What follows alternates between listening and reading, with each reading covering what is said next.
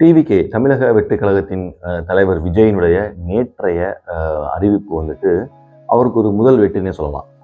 அதாவது என்னென்னா, முஸ்லீம்கள் பங்கு கொள்ளக்கூடிய அந்த ரம்ஜான் ஃபங்க்ஷனில் நோன்பு துறக்கிறாரு. அந்த ஒரு ஃபங்க்ஷனில் கலந்துக்கிறாரு. குல்லாலாம் வச்சுக்கிறாரு. அது நமக்கு உடன்பாடு இல்லை.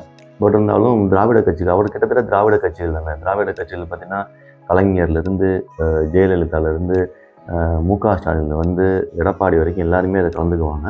குல்லாவும் வச்சுக்குவாங்க. ரைட்டா? குல்லா வச்சுக்கிட்டா நான் வந்து முஸ்லீம் காட்டிக்கிற மாதிரி ஒரு சப்போர்ட்டு அவங்க வந்து ஃபீல் பண்ணுவாங்க ப்ரௌடாக.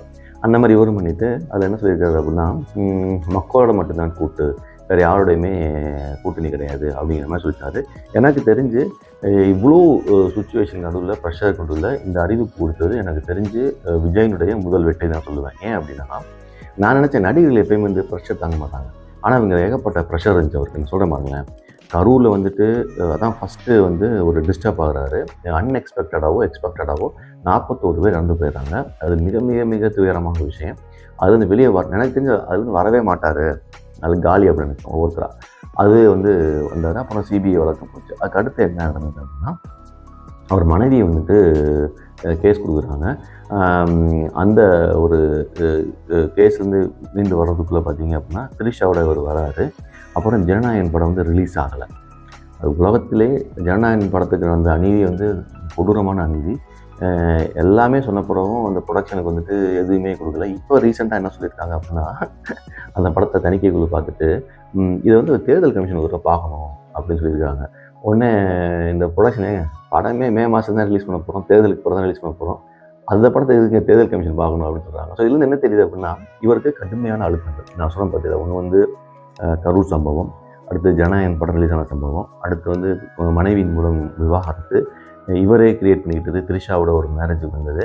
அப்போ இதெல்லாம் பார்த்துட்டு ஆளுங்கட்சி எதிர்கட்சியெல்லாம் சேர்ந்து நினச்சாங்க, ப்ரெஷர் பண்ணுறாங்க அவரை கூட்டணியில் வரணும் அப்படின்னு சொல்லிட்டு, என்டிஏ கூட்டணியில். அப்போ அடிக்கடி சிபிஐ வந்து 3 டைம்ஸ் விசாரிக்கிறாங்க. அவர் வந்து டெல்லிக்கு போகிறாரு, சென்னைக்கு போகிறாரு. அப்போ நானும் நினச்சேன், ஒரு 90% எனக்கு என்ன நினச்சேன்னா, கண்டிப்பாக வந்து இவர் வந்து பல்ப் வாங்கிடுவார், கண்டிப்பாக அட்ஜஸ்ட்மெண்ட்டில் போயிடுவான்னு நினச்சேன். இதில் வந்து நான் பவன் கல்யாண் வேறு உள்ளே வர்றாரு. ஸோ பவன் கல்யாண் மாதிரி ஆளுகள்லாம் வந்து கன்வின்ஸ் பண்ணும்போது, நடிகர்கள் எப்பயுமே வந்துட்டு ரொம்ப ஒரு சாலிடான ஆள் கிடையாது. அவங்களுக்கு இந்த ப்ரெஷரே தெரியாது. வாழ்க்கையில் ப்ரெஷரே பார்த்துருக்க மாட்டாங்க. அவங்களுக்கு என்ன ப்ரெஷர்னால், படம் வெற்றியாச்சா தோல்வியாச்சா, ரிலீஸ் ஆகுமா ஆகாது, அவ்வளோதான். அதுக்காக என்ன வேணாலும் செய்வாங்க. ஸோ இந்த ப்ரெஷர் வந்து வெளியே போகிறதுக்கு, என்ன சார் கூட்டணியாக நான் வந்துடுறேன், எனக்கு துணை முதல்வர் கொடுத்தா ஓகே இப்படின்னு டீல் பேசுவாங்களே வெளியே, ஒரு சாலிடாக நிற்க மாட்டாங்க. இப்போ அந்த இடத்துல தான் நான் என்ன சொல்கிறேன் அப்படின்னா, இவர் ஆரம்பத்தில் கொடுத்த என்னுடைய கொள்கை எதிரி, அரசியல் எதிரின்னு சொன்னார் இல்லையா, அவங்களோட கூட்டு வச்சு வரோன்னு தான் பார்த்துக்கிட்டு இருந்தோம். பட் ஆனால் விஜய் ரசிகர்களுக்கு வந்து ஒரு நல்ல செய்தி, தப்பிச்சிட்டாங்கன்னு சொல்லலாம். இந்த மாதிரி ஒரு கூட்டணி இதெல்லாம் வைக்காமல் தனித்தே நிற்பேன், மக்களுடன் கூட்டணி அப்படின்னு சொல்லிட்டு அந்த முஸ்லீம் மக்களுடைய ஒரு நோன்பு திறப்பு விழாவில் வந்து சொல்லியிருக்கிறாரு. பேசினார். ஃபஸ்ட் டைமாக வந்து ஒரு பப்ளிக்கில் பேசுகிற மாதிரி டக்குன்னு மேக்கப் பிடிச்சி பேசிட்டார். ஸ்லோவாக வருவார்னு பார்ப்போம். இதுவே ஒரு எனக்கு தெரிஞ்சு ஒரு மிகப்பெரிய வெற்றி தான். ஆனால் முஸ்லீம்கள் ஓட்டு ஏதோ ஒரு சிறுபான்மை சதவீதம் இருக்குது.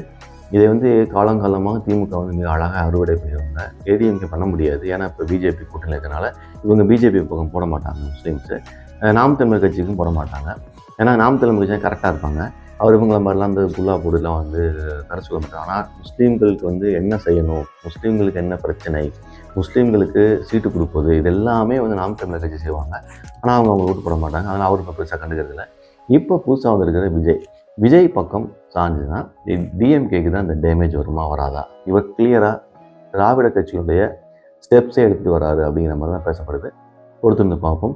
பட் இது வந்து உண்மையிலே ஒரு முதல் வெற்றி தான் விஜய்க்கு.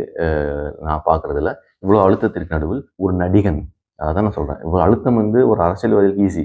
ஆனால் ஒரு நடிகன், உச்சபட்ச நடிகனுக்கு இவ்வளோ அழுத்தம் கொடுக்கும்போது உடஞ்சிருவாங்க. ஆனால் ஒரு உடையலை. Very good. பார்ப்போம்.